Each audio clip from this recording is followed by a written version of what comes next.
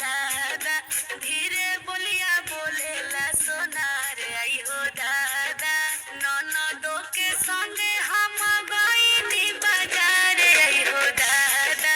धीरे बोलिया बोलेला सोनार आई हो दादा धीरे बोलिया बोलेला सोनार आई हो दादा टिकावा देखावे हंसी हंस बतियावे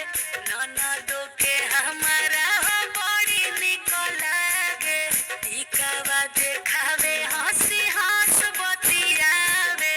ननदो के हमारा हो बड़ी निक लागे लागता कि कहियो कि होइया रे हो दादा लागता कि कहियो